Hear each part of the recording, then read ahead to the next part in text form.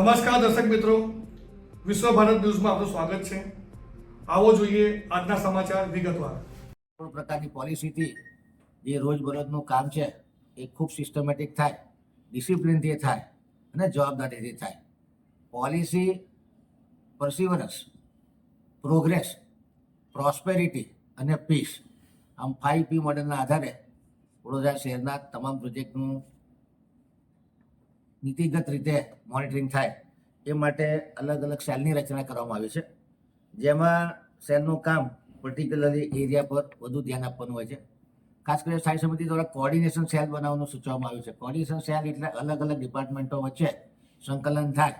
એ કોઈ રોડ બને તો ગટર ડિપાર્ટમેન્ટ, પાણી department, storm water drain department, street light department, તમામ ડિપાર્ટમેન્ટમાંથી એનઓસી આવે કે હવે પછી આ રોડની નીચે કોઈ અંડરગ્રાઉન્ડ યુટિલિટી નાખવાની નથી. રોડ બનાવ્યા પછી લાંબા સમય સુધી રોડ ખોદવાની જરૂર પડે નહીં. આ કોર્ડિનેશન સેલ બનાવી અને એના નોડલ ઓફિસર બનાવી તમામ લોકોની એનઓસી બધા જોડે વિચાર વિમર્શ કરી અને લાંબા ગાળાના આયોજનો થાય અને વારે ઘડીએ રોડ ખોદવા ન પડે એ માટે આ કોર્ડિનેશન સેલ સૂચિત કરવામાં આવે છે. એનર્જી એફિશિયન્સી સેલ, જે મોટરો બગડી ગઈ હોય ત્યારે લાઇટ બિલ વધારે આવતા હોય, 132 કરોડ રૂપિયા જેટલું કોર્પોરેશન પર લાઇટના બિલનું ભારણ છે, તો એ ઘટે એ માટે એનર્જી એફિશિયન્સી સેલ બનાવે છે. ટ્રાન્સપોર્ટેશન સેલ આવનારા ભવિષ્યમાં વડોદરા શહેરમાં ઈ બસ, ઈ ચાર્જિંગ સ્ટેશન અને સાથે સાથે સીએનજી બસો તમામ પ્રકારની વ્યવસ્થા ઊભી કરવામાં આવે ત્યારે ટ્રાન્સપોર્ટેશન સેલ કે એને લગતા જે વિશેષ કામગીરી છે એ જોવે. જીઆઈએસએલ, જીઓ ઇન્ફોર્મેટિક સિસ્ટમ સેલ, જેનાથી વડોદરા શહેરમાં જે અંડરગ્રાઉન્ડ યુટિલિટી લાઇન છે એ તમામ વસ્તુઓના નકશા અવેલેબલ રહે. આવનારી ફ્યુચર જનરેશનને ખબર હોય કે આ રોડ ઉપર કઈ જગ્યાએ પાણી લાઇન છે, ગટર લાઇન છે, વરસાદી ગટર લાઇન છે, કોઈ જગ્યાએ ઓએફસી કેબલ છે, આ તમામ માહિતી આ જીઆઈએસએલ દ્વારા રાખવામાં આવશે અને ભવિષ્યમાં એનો ઉપયોગ થઈ શકશે. ફ્યુચરિસ્ટિક સેલ, વડોદરાનું ફ્યુચર કેવું હોય અને ફ્યુચરિસ્ટિક સેલમાં કયા કયા કામ કરવા જેવા છે એનું આગોતરું આયોજન કરવામાં આવે. હેરિટેજ સેલ, વડોદરામાં 128 જેટલી હેરિટેજ ઇમારતો છે જેને નોટિફાઈ કરી અને પ્રાયોરિટી અનુસાર જરૂરિયાત મુજબ ઓરિજિનલ હેરિટેજ સ્ટ્રક્ચર મેન્ટેન થાય એ રીતે એનું કન્ઝર્વેશન કરવાનું આયોજન કરવા માટે હેરિટેજ સેલ બનાવે છે. ક્લાઇમેટ એક્શન પ્લાન, જે રીતે ક્લાઇમેટ ચેન્જ થઈ રહ્યો છે, ગરમીનું પ્રમાણ વધી રહ્યું છે, ત્યારે ક્લાઇમેટ એક્શન પ્લાન માટે ઇટલી સાઉથ એશિયા જોડે એમઓયુ કરી અને વડોદરા શહેરમાં જે બિલ્ડિંગ નવા બની રહ્યા છે એમાં કુલિંગ થાય, એમાં સ્માર્ટ એનર્જી એટલે કે ગ્રીન એનર્જીનો વપરાશ થાય, એસટીપીના થકી જે પ્રદૂષણ છે એ ઘટાડી શકાય, ગ્રીન હાઉસ ગેસ એમિશન ઘટાડી શકાય, પીવાના પાણીની સોલર એનર્જીનો ઉપયોગ વધે, ઈ વ્હીકલનો ઉપયોગ વધે અને સમર દરમિયાન લોકોને લૂ લાગવાના કેસમાં જે આપણી પ્રિપેરનેસ હોવી જોઈએ હેલ્થની એ પણ રાખવામાં આવે. આમ આ હીટ એક્શન સેલ પણ, ક્લાઇમેટ એક્શન સેલ પણ બનાવવા છે. Upgradation of cattle nuisance control policy અને એનિમલ ન્યુસન્સ કંટ્રોલ પોલિસીમાં ડિપાર્ટમેન્ટ ટ્રાન્સફર કરવો છે, જેથી કરીને ગાયની સાથે સાથે ગાય ભેંસના અલાવા રખડતા કૂતરાઓનું પણ વિશેષ ધ્યાન રાખવામાં આવી શકે. સ્ટ્રેન્થનિંગ ઓફ વિજિલન્સ સેલ, કોઈ જગ્યાએ ભ્રષ્ટાચારની તકલીફ હોય, ખરાબ ક્વોલિટીના કામની તકલીફ હોય તો વિજિલન્સ સેલને સ્ટ્રોંગ કરી અને તમામ તપાસો વિજિલન્સ સેલ બધી થાય એવું આયોજન કરવામાં આવ્યું છે. ક્વોલિટી કંટ્રોલ સેલ, જે કામ સ્પીડ અને સ્કેલથી થતા હોય, સારી ક્વોલિટીના લાંબા ગાળા સુધી ચાલે એ પ્રમાણે થાય માટે ક્વોલિટી કંટ્રોલ સેલની વ્યવસ્થા કરી. CSR સેલ, જે મલ્ટીનેશનલ કંપનીઓ છે એમને પોતાનું CSR એક્ટિવિટીથી જે કોઈ ડોનેશન આપવું હોય એના માટે એમને શ્રદ્ધા મળે એ રીતે 11 સેલની રચના કરવામાં આવી છે. 6 નવા ફ્લાયઓવર બનાવવાનું આયોજન છે. 78 રોડ અને 23 વોલ ટુ વોલ રોડ 490 કરોડના ખર્ચે બનાવવાનું આયોજન લીધું છે. 10 તળાવોના નવીનીકરણ કરવામાં આવશે. 250 જેટલી ઈ બસ માટેનું ઇન્ફ્રાસ્ટ્રક્ચર ઊભું કરવાનું આયોજન છે. પિંક ટોયલેટ મહિલાઓ માટે મોટી સંખ્યામાં બનાવવાનું આયોજન છે. Pink baby room, feeding room બનાવવાનું આયોજન છે.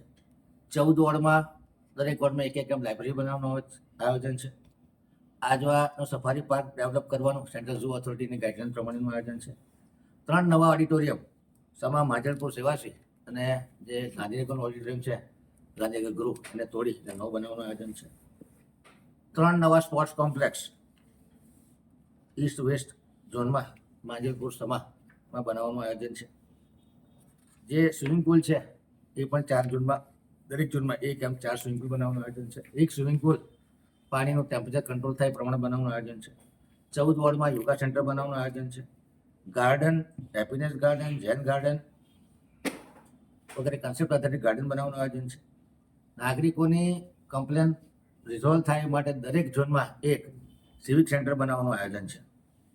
દરેક ઝોનમાં કોમ્યુનિટી હોલ બનાવવાનું આયોજન છે. દરેક ઝોનમાં વેજીટેબલ માર્કેટ બનાવવાના આયોજન છે. બીએમસીની આઇકોનિક બિલ્ડિંગ 150 કરોડના ખર્ચે બનાવવાનું આયોજન છે. 6 નવા ફાયર સ્ટેશન, ફાયરના સ્ટાફ ક્વાર્ટર સાથેના બનાવવાનું આયોજન છે. 50 નવી આંગણવાડી બનાવવાના આયોજન છે.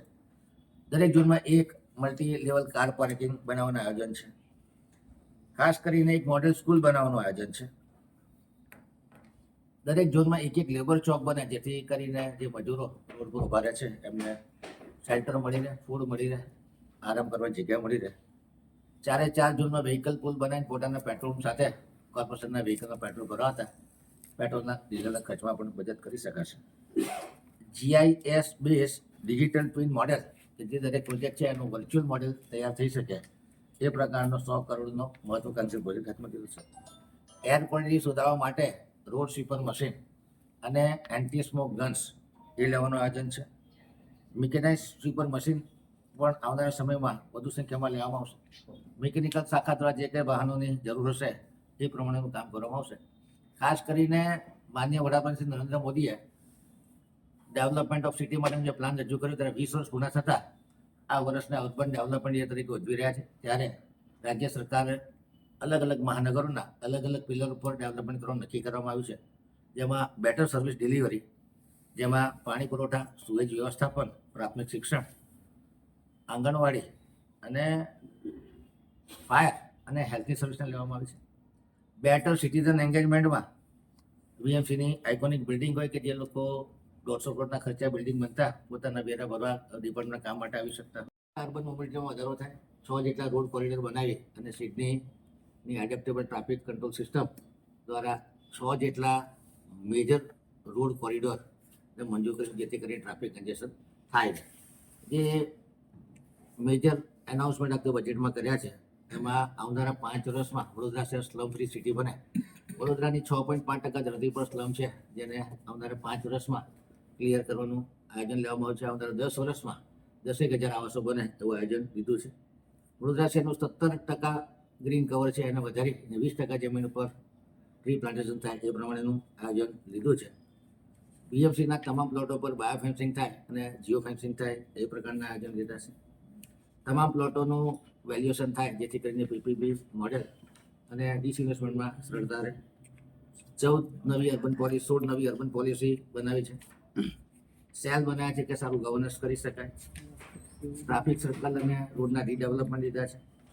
બ્લુ બોન્ડ 200 કરોડનો આવતા વર્ષે પાણીના સોર્સ ઓગમેન્ટેશન કરવા માટે કાઢવામાં આવશે. 4 સિટીના એન્ટ્રી ગેટ્સ બનાવવામાં આવશે. સિનિયર સિટીઝન પાર્ક દરેક ઝોનમાં બનાવવામાં આવે. ચિલ્ડ્રન પાર્ક દરેક ઝોનમાં બનાવવામાં આવે. 4 વર્કિંગ વુમન હોસ્ટેલ અલગ અલગ ઝોનમાં બનાવવામાં આવશે.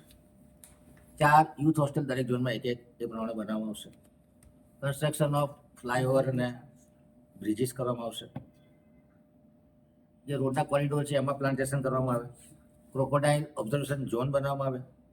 બાયલી, સેવાસી અને છાણીમાં લિનિયર કેનાલ પણ ડેવલપ થાય. ગ્રીન કન્સ્ટ્રક્શન પ્રેક્ટિસ એડોપ્ટ થાય. વાઇબ્રન્ટ ગુજરાત, રિજનલ વાઇબ્રન્ટ ગુજરાતનું આયોજન લીધું છે. સિટી લોજિસ્ટિક પ્લાન રાજ્ય સરકાર જોડે કે 4 લોજિસ્ટિક ટ્રાન્સપોર્ટ નગર બને, જેથી કરીને હેવી વ્હીકલ વડોદરામાં પ્રવેશે નહીં. દરેક સિટીમાં એક એટ્રેક્ટિવ પ્લેસ ડેવલપ થાય એ આશયથી મોટું એક્વિટી ગેલેરી 50 કરોડના ખર્ચે, light and sound show, Sursagar અને ફાઉન્ટેન, મ્યુઝિકલ ફાઉન્ટેન આજવા લીમડા ખાતે લગાડવાનું આયોજન લેવામાં આવ્યું છે. લગભગ 500 કરોડના ખર્ચે નવા વોટર સોર્સિસ બનાવવાનું આયોજન છે. જે વેસ્ટ વોટર છે, એસટીપીનું ટ્રીટેડ પાણી એ વેચી અને 50 કરોડની આવક ઊભી કરવાનું આયોજન છે. ખાસ કરીને વોટર સપ્લાયમાં 23 પ્રોજેક્ટ 844 કરોડના ખર્ચે મૂકવામાં આવે છે. સુવરેજ નેટવર્ક અને એસટીપીના લગભગ 22 પ્રોજેક્ટ 952 કરોડના ખર્ચે મૂકવામાં આવે છે. સ્ટોર્મ વોટરના મેનેજમેન્ટથી ફ્લડ પ્રિવેન્શન માટેનું આયોજન કરવામાં આવ્યું છે. વિશ્વામિત્રીનું આગલા સ્ટેજનું ડેવલપમેન્ટ કરવામાં આવશે. ગૌરવ પથ અને 6 નવા રોડ કોરિડોર બનાવવાનું આયોજન છે.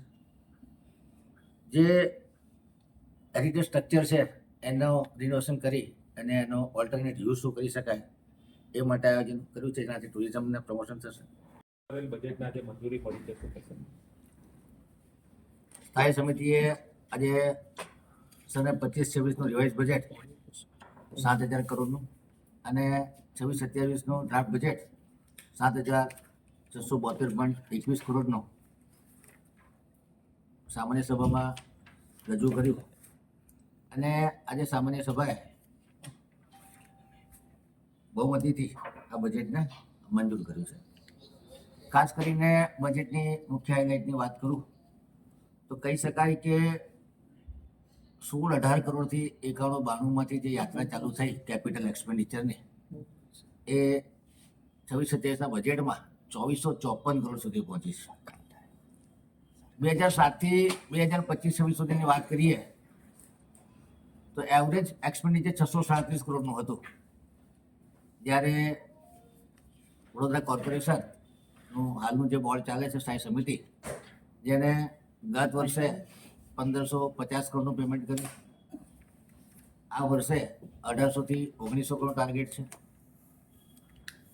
23-24માં 1,100 કરોડનું પેમેન્ટ કર્યું, એટલે કે 637 કરોડના એવરેજથી આજે 2,400 કરોડ સુધીની સિદ્ધિ, એટલે કહી શકાય કે 3 થી 4 ગણો કેપિટલ એક્સપેન્ડિચરમાં વધારો કરી શક્યા છે.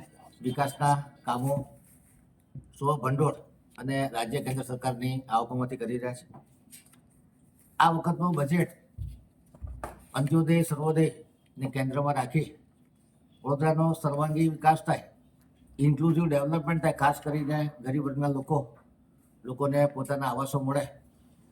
આવનારા 5 વર્ષમાં 30,000 આવાસો બનાવવાના અને આવનારા 2 વર્ષમાં 10,000 આવાસો બને એ પ્રકારનો નિર્ધાર વ્યક્ત કરવામાં આવ્યો છે.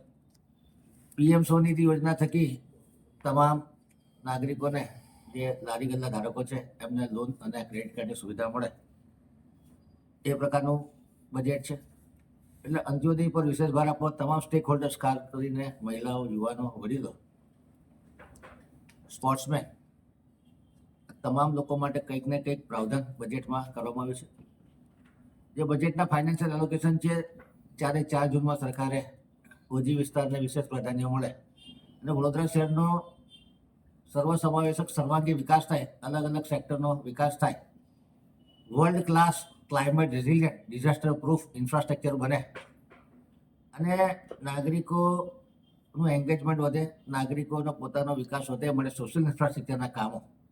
આ બજેટમાં વિશેષ પ્રાધાન્ય પ્રોજેક્ટ, પોલિસી અને મોનિટરિંગને આપવામાં આવ્યું છે. પ્રોજેક્ટ ઓરિએન્ટેશનમાં મોટા પ્રોજેક્ટો વડોદરા શહેરના નાગરિકોના હિતમાં રજૂ કરવામાં આવે છે.